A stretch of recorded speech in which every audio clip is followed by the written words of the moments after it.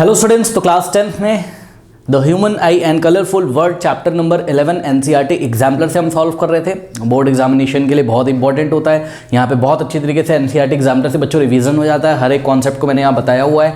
But अगर आपने बच्चों ये चैप्टर नहीं पढ़ा है, मतलब पूरा जो रे ऑप्टिक्स का क्लास 10th में पोर्शन है, दो चैप्टर हैं आपको पता है, लाइट रिफ्लेक्शन एंड रिफ्रैक्शन और दूसरा the human I and colourful word, ये रे ऑप्टिक्स का पार्ट है। ठीक है, तो आपको क्या करना है, सबसे पहले the light reflection and refraction को अच्छी तरीके से पढ़ना है। सर अच्छी तरीके से कहाँ से पढ़ें बच्चों? कमेंट सेक्शन चेक करिए जाके, कमेंट सेक्शन में कमेंट पिन किया हुआ, उस पर रीड मोर पे क्लिक करोगे ना, आपको पूरा फिजिक्स केमिस्ट्री मैथमेटिक्स का सिलेबस मिल जाएगा।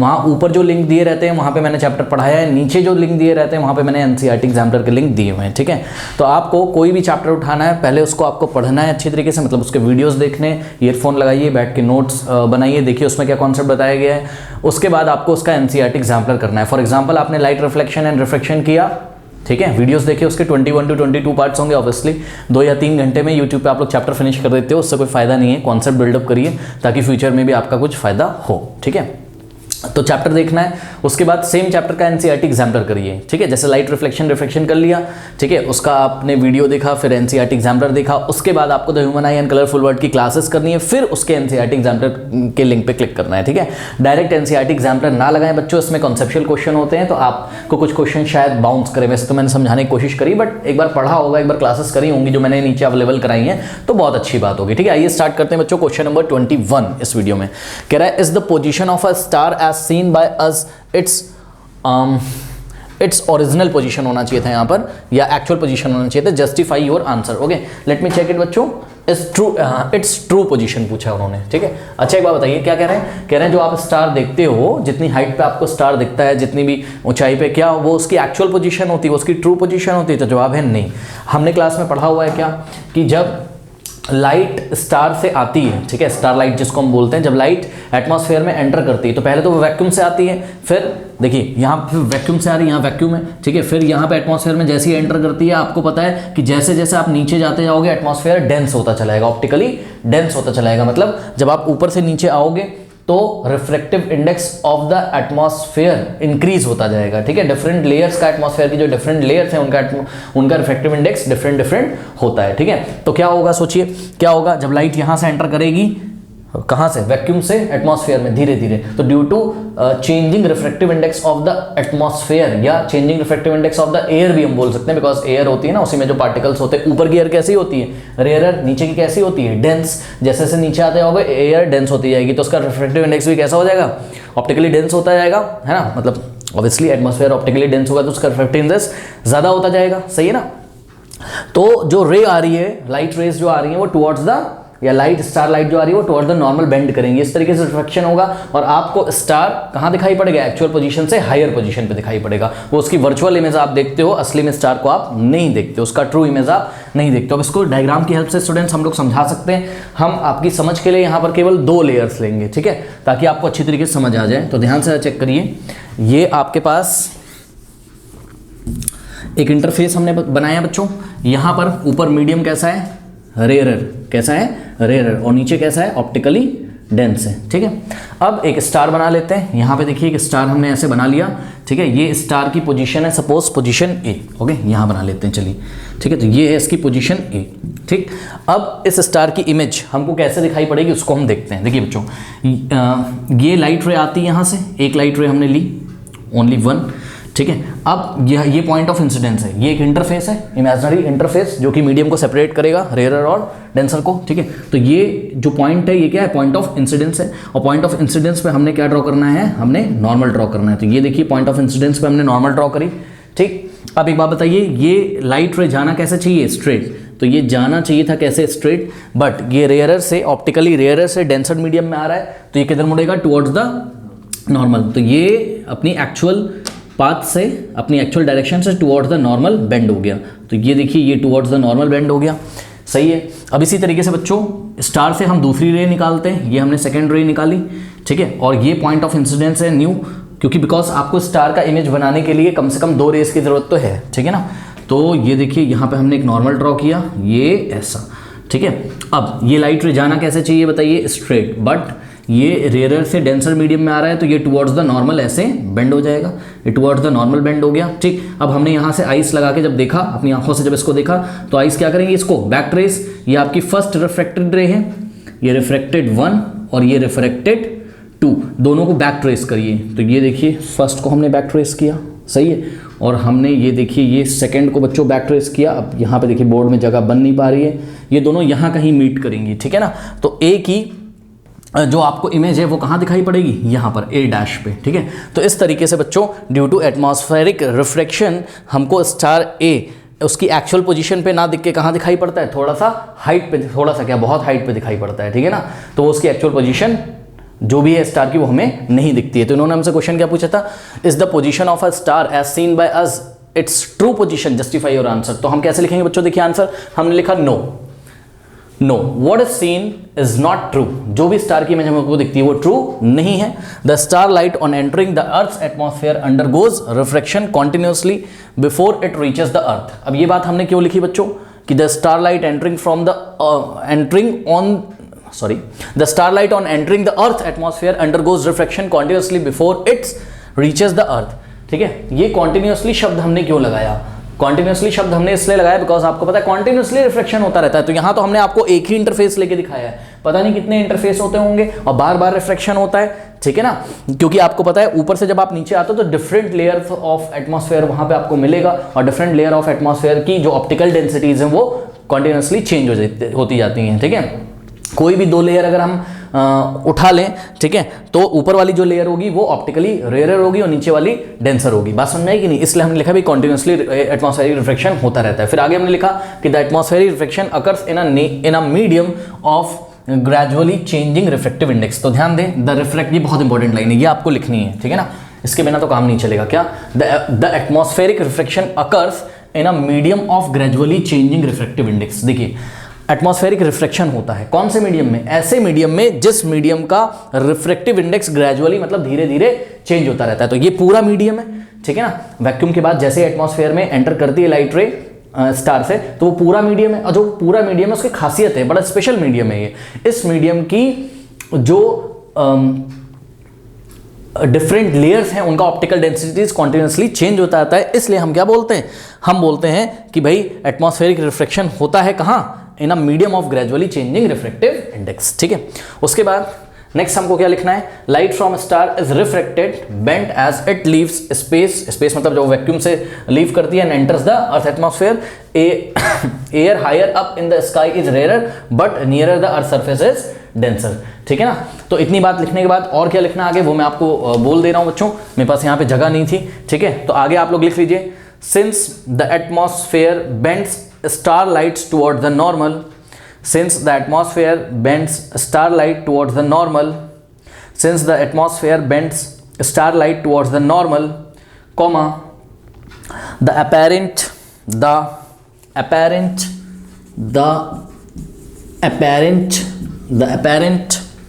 position of the star is slightly different from its actual position. The apparent position of the star is slightly different from its actual position. The apparent position of the star is slightly different from its actual position. Full stop. Thus, comma, star appears slightly higher. Thus, comma, star appears slightly higher than its actual position,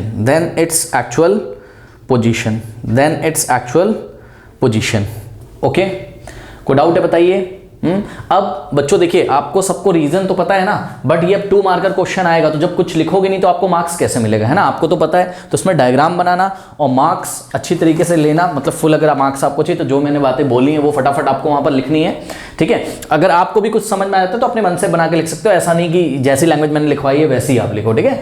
तो बस आपको main बातें लिखनी है, वो हमने आपको समझा दी है, ठीक है। उसके बाद आपको ये डायग्राम बनाना है, ठीक है। अगर ये डायग्राम नहीं बना सकते हो बच्चों एग्जाम में तो आप एक सिंपल डायग्राम भी बना सकते हो, वो हम आपको यहाँ पर फटाफट दिखा देते हैं, ठीक है। तो ये देखिए बच्चों, ये एक सिंपल डायग्राम भी आप लोग बना सकते हैं। वैसे तो आपको आना चाहिए एकदम टेक्निकल डायग्राम, ये हमने क्लास में भी डिस्कस किया, पर फिर भी ठीक है। ये ऐसे स्टार आपको बनाना है यहाँ पे, ठीक है स्टूडेंट्स, और यहाँ से ऐसे एक लाइट रे ऐसे दिखा दीजिए, हालांकि ये स्ट्रेट ही है बट वो बार बार बेंड होती है, कोई बात नहीं, ठीक है। और यहाँ पे डॉट डॉट करके ऐसे करके स्टार बनाया, और यहाँ से हमने डॉट डॉट करके ऐसे करके हमने ऐसे करके रे निकाली, ठीक है। और यहाँ पे हम आपको आइस ऐसे बना देनी है, ठीक है ना। फिर ये ए है और यहाँ पर ये ए डैश है, ठीक है ना। फिर हम क्या लिखेंगे, ये actual position of the star है, ठीक है, ये स्टार है एक्चुअली, ऑब्वियसली ये डॉट डॉट से हमने दिखाया तो ये कैसी है, अपेरेंट, ठीक है, ये अपेरेंट स्टार पोजीशन है, apparent position of star, apparent position of star. Apparent का कुछ बच्चे मतलब नहीं समझते, अपेरेंट का मतलब प्रतीत होता है, दिखाई देता है, महसूस होता है कि हाँ भाई वो यहाँ ना होके यहाँ, उसका कारण हमने बता दिया। और एक चीज़ और करनी है इस डायग्राम में, चाहे आप ये वाला बनाओ बच्चों और चाहे आप ये वाला बनाओ, आपको यहाँ पर एरो लगा के ऐसे नीचे की डायरेक्शन में ऐसे एरो लगा के क्या लिखना होगा बताइए, आपको लिखना होगा रिफ्रैक्टिव इंडेक्स इंक्रीजिंग। क्या लिखना होगा, जब हम ऊपर से आते हैं तो ऑप्टिकल डेंसिटी बढ़ती है, इसलिए यहाँ पर हमको लिखना होगा रिफ्रैक्टिव इंडेक्स इंक्रीजिंग, ठीक है, रिफ्रैक्टिव इंडेक्स इंक्रीजिंग। इसी तरीके से ये डायग्राम भी अगर आप बना रहे हो तो यहाँ साइड में ऐसे एरो लगा के आप क्या लिखोगे, आप लिखोगे रिफ्रैक्टिव इंडेक्स इंक्रीजिंग। ओके, तो इतनी सी बातें कर लीजिए। Number 22 is a very easy question, सभी बच्चों को आता होगा। Why do we see a rainbow in the sky after rainfall. पता है क्वेश्चन पूछने का तरीका क्या है उनका, वो ये पूछ रहे हैं कि भाई जब पानी जब बरस जाता है तो उसके बाद ही आपको स्काई में रेनबो क्यों दिखता है, इंद्रधनुष जो होता है क्यों दिखता है, ठीक है। कह रहे हैं ऐसे नॉर्मली क्यों नहीं दिखता है, जैसे आज पानी नहीं बरसा तो आज तो रेनबो नहीं दिख रहा है, ठीक है। तो ऐसा क्यों, कह रहे हैं कि जब पानी रेनफॉल होता है तो उसके बाद ही रेनबो क्यों दिखता है। तो आपको पता है जब पानी बरस जाता है तो एटमॉस्फेयर में वाटर के छोटे छोटे ड्रॉपलेट्स सस्पेंडेड रहते हैं, ठीक है, लटके हुए रहते हैं, छोटे छोटे ड्रॉपलेट्स वाटर के अवेलेबल रहते हैं एटमॉस्फेयर में, ठीक है। तो वो जो वाटर के छोटे छोटे ड्रॉपलेट्स हैं वो कैसा बिहेव करते हैं, एज अ प्रिज्म, ठीक है। और आपने प्रिज्म का कॉन्सेप्ट तो पढ़ा ही है, ठीक है। तो प्रिज्म में लाइट क्या हो जाती है, डिस्पर्स हो जाती है, मतलब वाइट लाइट जो आती है तो आफ्टर द रिफ्रैक्शन वो 7 पार्ट्स में डिवाइड हो जाती है। और उसके बाद जो दूसरा फेस होगा प्रिज्म का, वहाँ पर क्या होगा, टोटल इंटरनल रिफ्लेक्शन होगा, जिसको हम इंटरनल रिफ्लेक्शन भी बोल सकते हैं, बिकॉज हर एक रे का इंटरनल रिफ्लेक्शन नहीं होता है, कुछ का ही इंटरनल रिफ्लेक्शन होता है, इसलिए हमने यहाँ इंटरनल रिफ्लेक्शन बोला। और फिर से रिफ्रैक्शन उसका होता है जब वो दोबारा सामने वाले फेस से निकलती है। तो इस तरीके से आपको आसमान में क्या दिखाई पड़ता है, रेनबो, ठीक है। हम इसको अगर शॉर्ट में आपको समझाना चाहें तो यहाँ पे हम डायग्राम बना के आपको बच्चों बता सकते हैं। देखिए बात समझिए, यहाँ पर कहाँ पे डायग्राम बनाए, देखिए यहीं पे छोटा सा बना देते हैं, ठीक है। यहाँ पे देखिए, तो ये एक प्रिज्म टाइप का हमको बनाना है। फिर से मैं बोल रहा हूँ, जिन बच्चों ने क्लास नहीं करी है, ठीक है, प्लीज़ वो क्लास करें बच्चों। ये देखिए ये क्या है, वाटर ड्रॉपलेट है, ठीक है ना। क्लास करिए, वहाँ मैंने बहुत डिटेल में बताया हुआ है, ठीक है। तो यहाँ से बच्चों ये वाइट लाइट आई, ठीक है, ये क्या है आपकी वाइट लाइट, ओके। और ये देखिए ये पॉइंट ऑफ इंसिडेंस है, ये इंटरफेस है, यहाँ क्या होगा, रिफ्रैक्शन होगा। तो रिफ्रैक्शन होगा ये टुवर्ड द नॉर्मल, थोड़ा सा ऐसे करके बेंड हो जाएंगी, और डिस्पर्शन भी होगा। तो यहाँ 7 कलर्स आपको मिलेंगे, जिसमें वॉयलेट आपको सबसे नीचे और रेड सबसे ऊपर आपको मिलेगा, ठीक है ना। तो वाइट लाइट है और ये पॉइंट ए है स्टूडेंट्स। पॉइंट ए पे क्या हुआ बताइए, पॉइंट ए पे रिफ्रैक्शन होगा सबसे पहले, क्योंकि ये वाटर और एयर का इंटरफेस है, ठीक। अब यहाँ पर क्या होता है बच्चों, यहाँ पर क्या होता है, यहाँ TIR होता है, टोटल इंटरनल रिफ्रैक्शन, जिसको हम इंटरनल रिफ्रैक्शन भी बोलते हैं, ठीक है। और ये जो डिस्पर्स्ड कलर हैं ये वापस दूसरी तरफ एयर में ना जाने की बजाय उसी मीडियम में इंटरनली रिफ्लेक्ट हो जाते हैं। क्यों, क्योंकि इनका इंसिडेंस एंगल क्रिटिकल एंगल से ज़्यादा होता होगा, ठीक है ना। तो ये ऐसे देखिए, ये ऐसे आ गई लाइट इधर, ये ऐसे, और यहाँ पर वापस से क्या होता है बताइए, वापस से यहाँ पर क्या होता है, रिफ्रैक्शन हो जाता है, ठीक है। तो यहाँ क्या हुआ, यहाँ हुआ आपका इंटरनल रिफ्लेक्शन, ठीक है। और यहाँ पर क्या होगा आपका, यहाँ पर होगा वापस से रिफ्रैक्शन, ठीक है। तो लाइट रेज यहाँ से आ गई, यहाँ से फिर से यहाँ पे रिफ्रैक्शन हो गया स्टूडेंट्स, ठीक है। और यहाँ वायलेट आपको नीचे और रेड आपको सबसे ऊपर मिलेगा, ठीक है। तो इस तरीके से अगर आप इसको बैक ट्रेस करेंगे, ये ऐसे, ठीक है, ये ऐसे, तो यहाँ आसमान में आपको विबग्योर दिखाई पड़ेगा, V से R तक, ये विबग्योर ऐसा। तो इंद्रधनुष आपको कहीं ऐसे यहाँ पर रेनबो दिखाई पड़ेगा, उसकी वर्चुअल इमेज दिखाई पड़ेगी। कोई डाउट है बताइए। हाँ, तो बच्चों इसी चीज़ को हम बस समझो, मेन बात ये है कि अगर पानी नहीं बरसा, ठीक है, तो वाटर के ड्रॉपलेट्स नहीं अवेलेबल हैं, तो प्रिज्म ही नहीं अवेलेबल है, तो ये कॉन्सेप्ट, ये सब फिनोमेना कैसे हो पाएगा, कौन सा, पहले रिफ्रैक्शन हो, उसके बाद टोटल इंटरनल रिफ्लेक्शन हो, फिर से यहाँ पर रिफ्रैक्शन हो और लाइट जो सातों कलर हैं वो हमको उसकी वर्चुअल इमेज यहाँ पे हमको दिखाई पड़े। तो ऐसा पॉसिबल नहीं होगा अगर वाटर ड्रॉपलेट्स नहीं होंगे। तो बस सिंपल कि वाटर ड्रॉपलेट्स कैसा काम करते हैं, प्रिज्म का। ठीक, अब इन्हीं सब बातों को लिखना हो तो आप लिख दीजिए, कुछ आंसर हमने आपको दिखाया हुआ है।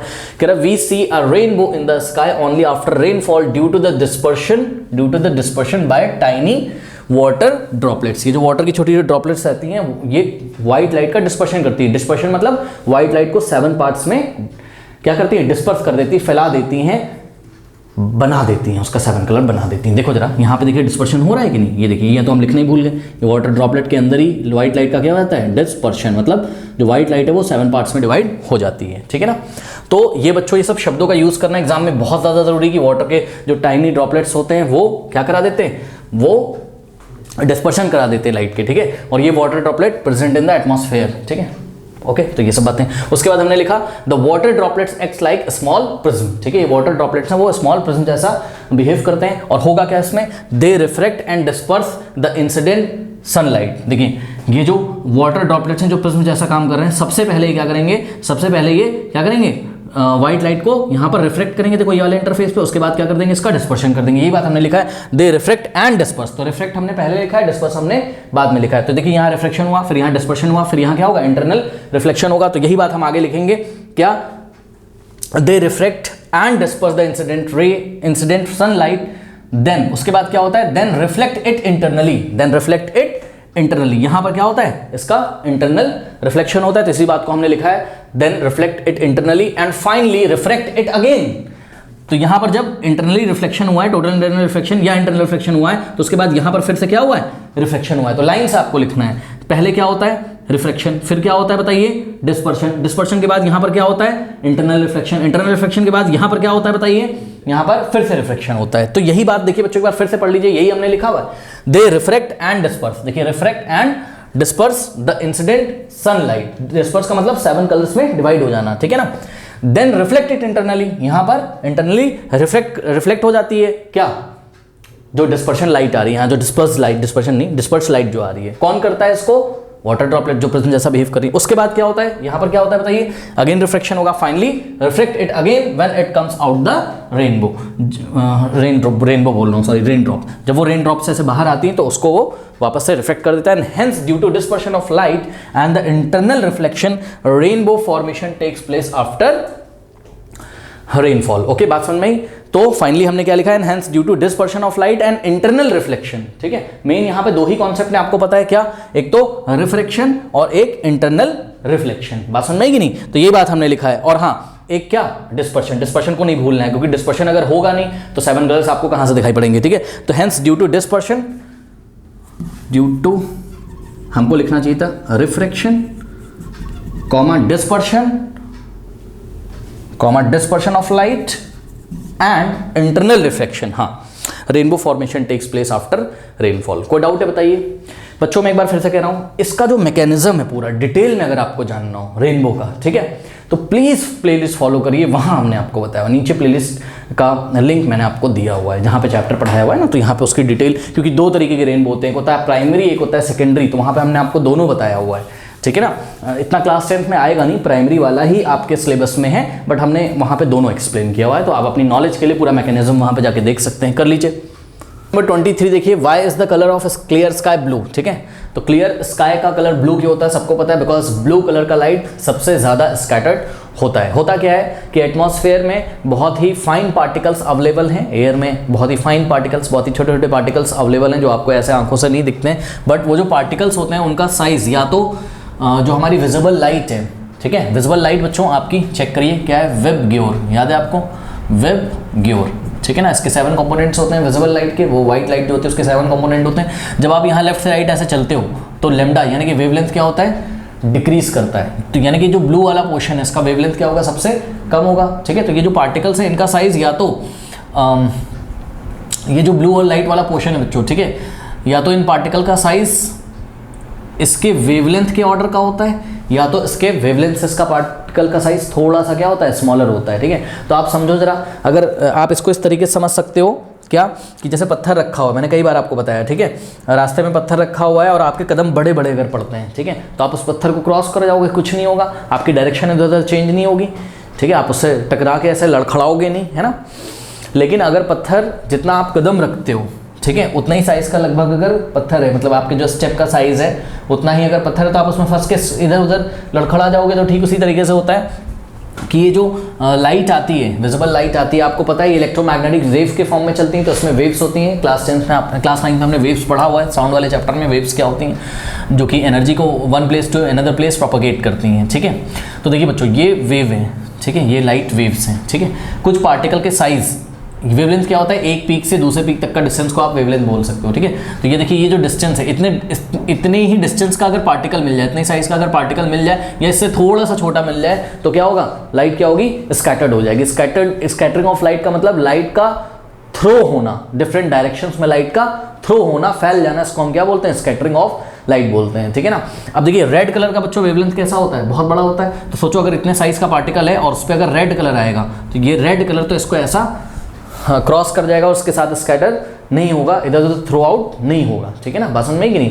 तो ब्लू कलर वाला जो पोर्शन है ये थ्रो आउट हो जाता है आसमान में इधर उधर, तो यही हमारी आंखों में आता है, जो थ्रो आउट, जो स्कैटरिंग ऑफ ब्लू लाइट होती है हमारी आंखों में आती है, और आसमान हमको कैसे दिखाई पड़ता है, ब्लू। उसका कारण यही है कि ब्लू का जो वेवलेंथ होता है वो किसके साइज का होता है, लगभग पार्टिकल्स के साइज का, जो टाइनी पार्टिकल्स या फाइन पार्टिकल्स होते हैं, या आप बोल सकते हो जो फाइन पार्टिकल्स हैं एटमॉस्फेयर में, उनका साइज लगभग किसके इक्वल होता है, wavelength of the blue component of the white light. या फिर इन पार्टिकल्स का साइज, जो टाइनी पार्टिकल्स या फाइन पार्टिकल्स होते हैं, इन पार्टिकल का साइज थोड़ा सा वेवलेंथ से क्या होता होगा, कम होता होगा, इसलिए वो किसके वेवलेंथ से, ब्लू वाले पोर्शन से, क्योंकि ब्लू वाले पोर्शन, क्योंकि ये पार्टिकल होते तो बहुत छोटे हैं ना, ये पार्टिकल होते बहुत छोटे हैं, तो ये स्कैटरिंग किसकी करवाएंगे बताओ, जिसका वेवलेंथ छोटा होगा। तो कौन से कंपोनेंट का वेवलेंथ छोटा होता है, ये ब्लू वाले कंपोनेंट का। अब हमने क्लास में लास्ट वीडियो में बच्चों आपको बताया, जहाँ पे क्लास कराई है, कि बच्चे को सोचेंगे कि भाई वॉलेट का तो सबसे कम होता है वेवलेंथ, तो उसकी स्कैटरिंग तो सबसे ज़्यादा होनी चाहिए, वो हमें क्यों नहीं दिखाई पड़ता है। तो ये रीज़न हमने क्लास में आपको बताया, बिकॉज हमारे आइज़ में जो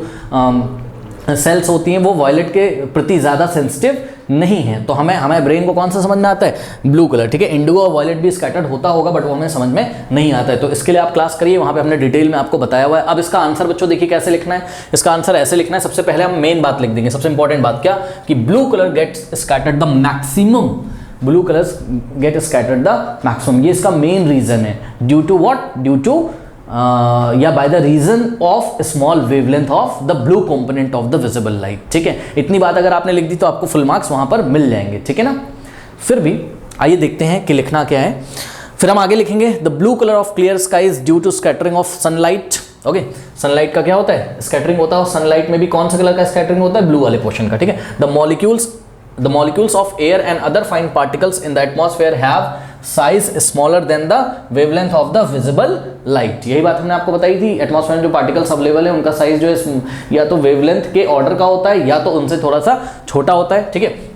These fine particles are more effective in the scattering of light of shorter wavelength। ये किसकी स्कैटरिंग कराएंगे, शॉर्टर वेवलेंथ की। मैंने आपको कदम रखने वाला एग्जांपल बताया, ठीक है ना, जो जिसका वेवलेंथ बड़ा होगा वो थोड़ी ना स्कैटर्ड होगा। रेड वाले पोर्शन का, ये जो रेडिश, यहाँ पे जो रेडिश ऑरेंज वाला पोर्शन है, ये येलो वाला, ठीक है, इसका स्कैटरिंग नहीं होता है, ठीक है ना।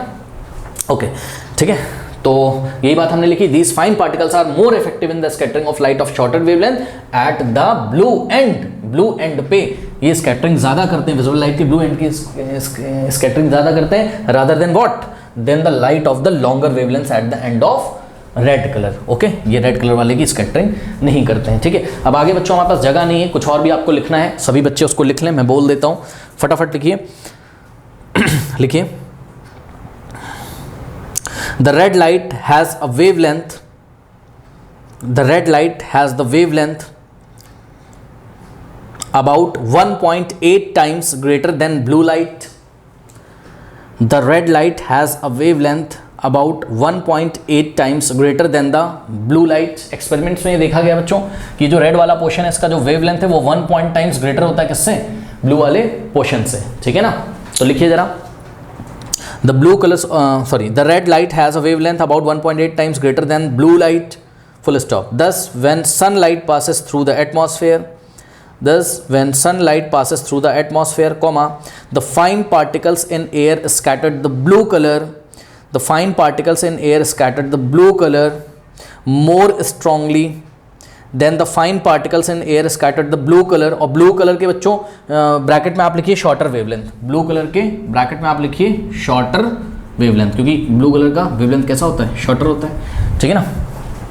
ब्लू कलर ब्रैकेट में लिखिए shorter wavelength, more strongly than red, more strongly than red, full stop. The scattered blue light enters our eyes and we see color of sky is blue.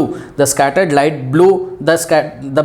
blue light enters our eyes and we see color of sky is blue. ठीक है, बात समझ में आई। अब यहाँ पे जो हमने लिखवाया है ना कि रेड कलर का जो वेवलेंथ होता है वो 1.8 टाइम्स ब्लू कलर के होता है। अगर आपको एग्जाम में नहीं याद है तो कोई टेंशन नहीं है, ठीक है, इतना नहीं, सिंपल सा। आप अगर आपके पास वहाँ पे टाइम नहीं है ना ये डायग्राम बनाने का, देखिए यहाँ पे डायग्राम में हमने दिखाया है सनलाइट आती है और जैसे ये इंटरफेस है, ठीक है, ये ऊपर का मीडियम है, नीचे का ये इंटरफेस है, यहाँ वैक्यूम है और यहाँ क्या है, एयर है, ठीक है। जैसे ये एयर में मतलब एटमॉस्फेयर में एंटर करता है तो ये जो टाइनी पार्टिकल्स हैं ये ब्लू लाइट को स्कैटर कर देते हैं और यही ब्लू लाइट स्कैटर होकर हमारी आंखों में आती है, तो blue sky from this scattered light, ठीक है। हमको स्काई कैसा दिखाई पड़ता है, ब्लू दिखाई पड़ता है। तो अगर आपको एग्जाम में इतना टाइम नहीं है, वैसे तो फटाफट आप ये डायग्राम बना सकते हो यहाँ पे, ठीक है। तो आपको बस मेन बात क्या लिखनी है, आपको मेन बात यह लिखनी है क्या कि एटमॉस्फेयर में कुछ टाइनी पार्टिकल्स अवेलेबल होते हैं जिनका साइज क्या, विजिबल लाइट के वेवलेंथ के वो भी ब्लू वाले पोर्शन के ऑर्डर का होता है या उससे क्या होता है, छोटा होता है, ठीक।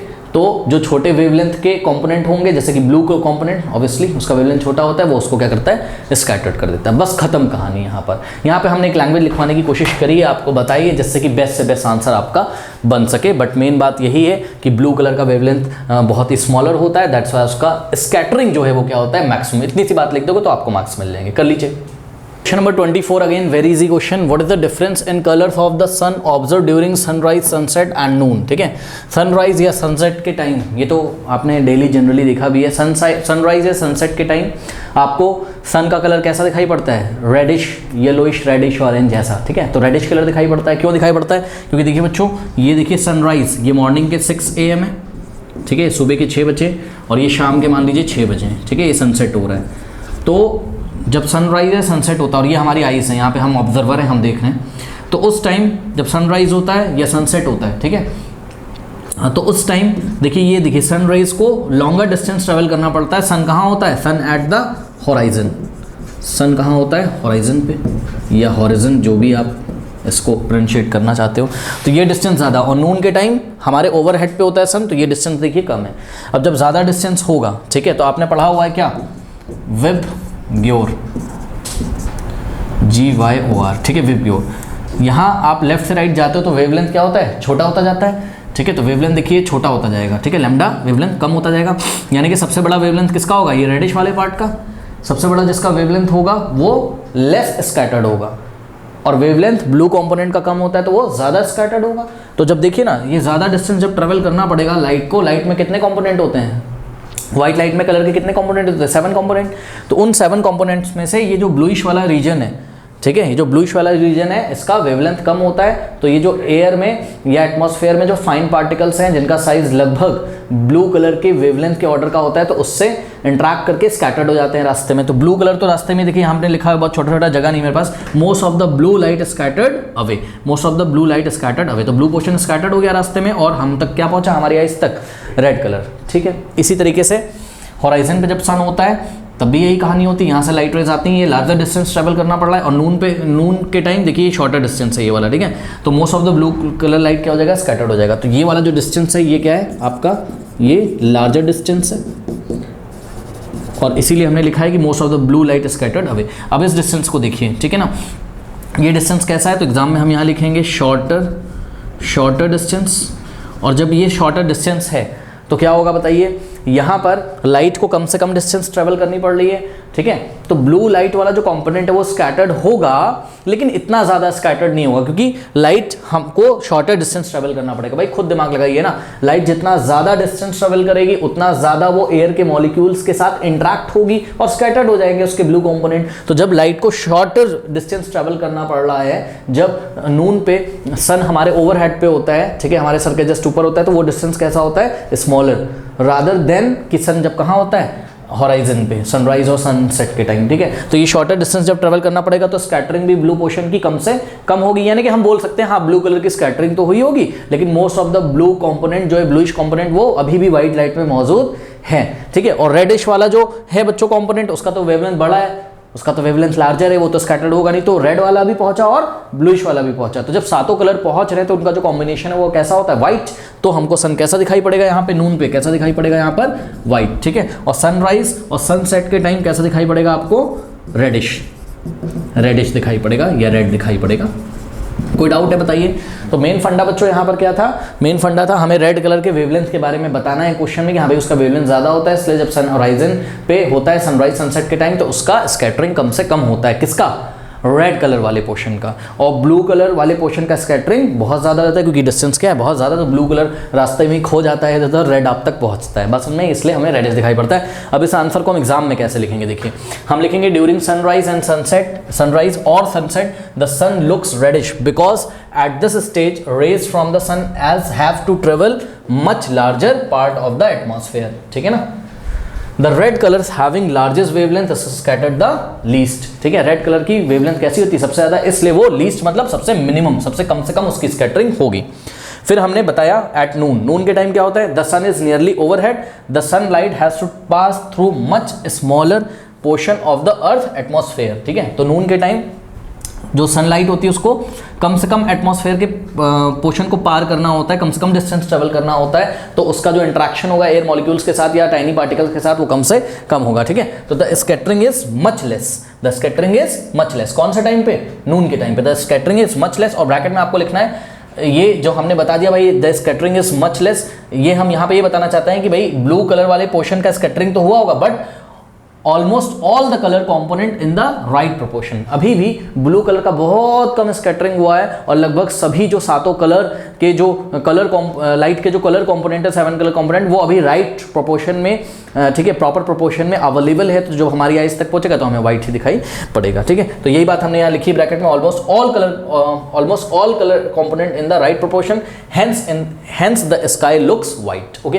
तो ये बच्चों बेस्ट आंसर मैंने देने की कोशिश करी हुई है। अगर आपको अपने मन से लिखना है तो आप मन से लिख सकते हैं। तो करना क्या है एग्जाम में, ये फटाफट ऐसा एक डायग्राम बना देना है आपको वहां पर, और जो भी आपको समझ में आता है वो आपको लिख देना है। बट एक बात लिखना नहीं भूलिएगा, क्या, कि रेड कलर का वेवलेंथ सबसे ज्यादा होता है, इसलिए वो बहुत ही लार्जर डिस्टेंस आराम से ट्रेवल कर लेगा, कम से कम वो स्कैटर्ड होगा, ठीक है, भाषण में, या स्कैटर्ड नहीं होगा या लीस्ट स्कैटर होगा। तो ये बात आपको लिखनी है। तो स्टूडेंट्स, जो क्वेश्चन नंबर 25 का सॉल्यूशन है वो एंड स्क्रीन पे आ रहा होगा, और जाते जाते कमेंट सेक्शन में जो पिन कमेंट है उसको चेक करना ना भूलें। और बार बार मैं बोलता हूँ कि अगर आपने चैप्टर शॉर्ट में पढ़ा है तो पहले आप चैप्टर को पढ़ लीजिए, ठीक है। कब तक बचोगे, बच के तो निकल नहीं पाओगे, है ना, एग्जाम में आपको आंसर तो देना ही है। तो इस तरीके से आप रटने से अच्छा है कि चीज़ों को बहुत अच्छी तरीके से समझ लीजिए। जो रे ऑप्टिक्स का पार्ट है आपका, लाइट रिफ्लेक्शन एंड रिफ्रैक्शन, पहले पढ़िए, ठीक है, चैप्टर की वीडियोस देखिए, फिर उसका एनसीईआरटी एग्जाम्पल करिए, फिर the human I and colourful के वर्ड के वीडियोस देखिए, फिर उसका एग्जाम्पल करिए। तो इस तरीके से प्रिपरेशन करिए, ठीक है, शॉर्ट में नहीं पढ़िए।